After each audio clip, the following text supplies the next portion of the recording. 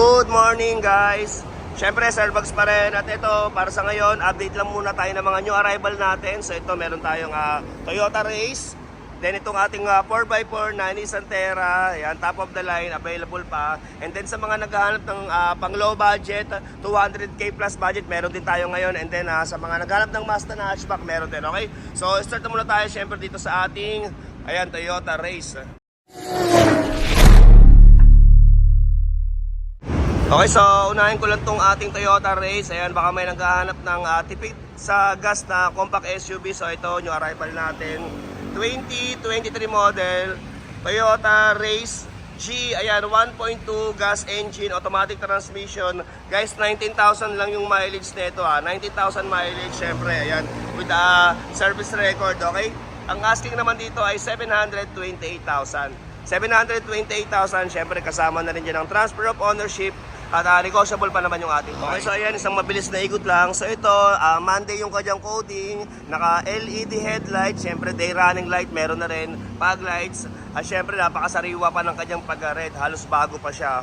Okay, siyempre, ito naka-max na kulay silver. Makakapal ang kanyang mga gulong. Ayan, kita nyo naman kung gano'n siya kakintab. Okay, at dito naman sa bandang likod, ayan, siyempre, napaka-freshness din. Ito, meron na rin siyang garnish. Siyempre, ayan, G-variant, as guwapo. At meron na rin siyang sensor dito sa likod. May dalawa. Ayan, merong Toyota Race dito na nakadikit. At siyempre, ito may back camera at may konting, dito may konting dikit, may konting mancha. At dito naman tayo sa kabilang side. At syempre, interior naman tayo. So ito guys, push start button. Ayan, at yung kanyang upuan, meron siyang lining ng red pero hindi siya leather. Syempre sa mga gusto magpagawa ng German leather seat, ayan, i-chat nyo na lang yung utol ko sa Starbucks seat cover. Okay, dyan nila kayo magtanong ng price at design. Syempre, bigyan ko kayo ng discount. At ito, yung kanyang mga manual and booklet. Syempre, yung kanyang service record, nandyan na rin. At meron siyang stock na monitor. Okay, 19,000 mileage, batang-bata. At ito naman yung kanyang mga upuan sa bandang likuran. Okay, so ayan, 20,000 ang ating reservation. Papa-cash or finance. Okay, ulitin ko, 2023 model Toyota Race G. Ayan, 1.2 gas engine, automatic transmission, kulay red. First owner unit, 19,000 mileage, kasa maintain with kasa record. Okay, 728,000 ang asking. 728,000, negotiable pa naman yan. Kasama na rin ang transfer of ownership. At syempre, ito para sa naghahanap ng 4x4 na Nissan Terra next time. Okay, so ito, next unit natin. Ayan, 2019 Nissan Terra BL. Ayan, 4x4, automatic transmission, kulay black. Okay, first owner unit din to guys 988,000 naman ang asking dito. 988,000, ganun pa rin. Kasama na rin dyan ng transfer. At negotiable pa naman konti yung ating price kasi nagbaba na ng price dito. Okay, so isang mabilis na ikot lang natin to. Okay, so ito guys, Wednesday yung kanyang coding. Syempre naka-projector headlight. Day running light meron din. Ito, meron lang siyang konting mga hairline dito banda dyan. Pero try natin kung makuha natin sa bopping. Okay, at syempre makakapal pa naman yung kanyang mga gulong. Naka 2-tone mags. Ayan, may stepboard na rin.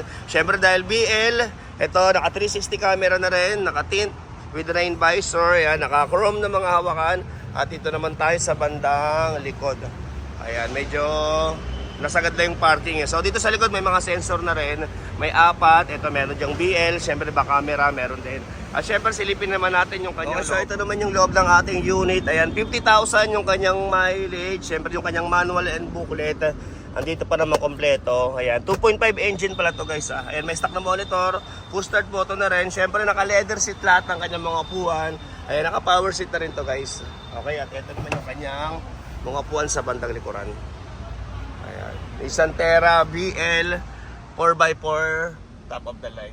Okay, so ayan, ulitin ko, 2019 model Nissan Terra BL 4x4, 2.5 turbo diesel, automatic transmission. Okay, sa may gusto nito, 988,000 ang asking. 988,000, negotiable pa yan, konti, and then kasama na rin ang transfer of ownership. At guys, pag may mga tanong kayo mga unit or may hinahanap kayo or nadaanan ng video ko na hindi ko nasabi yung details, comment na lang kayo dito para sa sunod i-vlog natin. Okay, marami pa tayong mga new arrival na hindi ko pa napablog.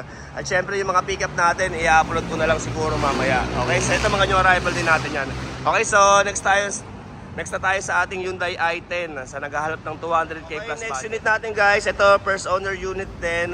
So ito 2012 model Hyundai i10. Ayan, 55,000 lang yung mileage nito, kulay gray, first owner unit din. Okay, 298,000 naman ang asking dito. 298,000. Ayan, kung gusto niyo to guys, pagpunta niyo nito dito, ayan, tawaran niyo na lang kay Bossing. Papuntahin ko si Bossing para kayo na mag-usap sa price, okay? So, ikutin ko na lang to para sa nagkaka-interest nito. So, ito, Tuesday yung kanyang coding.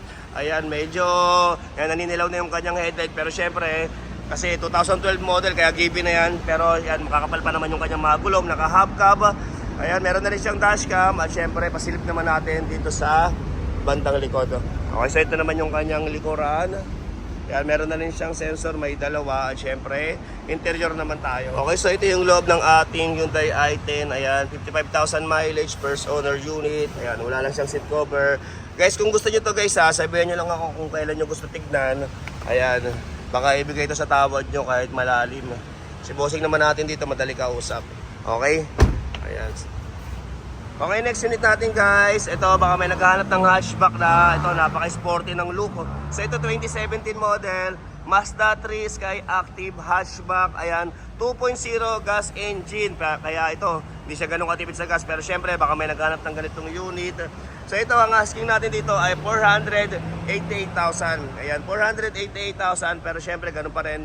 Kasama na rin transfer at negotiable pa naman yung ating price. Okay, so ito, Wednesday yung kanyang coating. Naka-projector headlight. Ayan, kulay silver. Lalaki ng mags nito. Pero syempre, may mga konting mga, ayan, mancha na yung kanyang mags. Okay? At ikutin lang natin. So, ayan siya. At dito naman tayo sa, ayan, bandang likod. Sa likod, may mga sensor na rin. May apat. Ayan, may dalawang malaking tambucho. Meron na rin siyang back camera. At ang mileage pala nito guys ay 62,000, okay? So, dito naman tayo sa kabilang side. Ayan, Sky Active Technology. At syempre, pasilip din natin sa kanyang loob. Okay, so ito naman yung loob ng ating unit. Ayan, naka-leather seat lahat ng kanyang mga upuan. Ayan, automatic transmission. Syempre, push start button na rin to. So, ayan. Okay, 62,000 mileage. First owner unit din to guys. Okay, sa may gusto nito, syempre, sabihin nyo na lang ako sa mga gusto mag-test drive ahead of time or one day before. So, ito naman yung kanyang mga upuan sa bandang likod. Okay, meron na rin siyang lagayan ng dalawang baso dyan. Okay, Mazda 3 2017 model. Okay, ulitin ko, 2017 model, Mazda 3 Sky Active. Ayan, automatic transmission, kulay silver. 488,000 ang asking, 488,000. At meron pala itong sunroof guys, hindi ko napakita sa video. Naka-sunroof to. Okay, 488,000. Siyempre, ayan, kung okay sa iyo mga ganitong content, sana isang like at follow naman dyan, okay? So, hanggang dito na lang muna. Thank you very much for watching.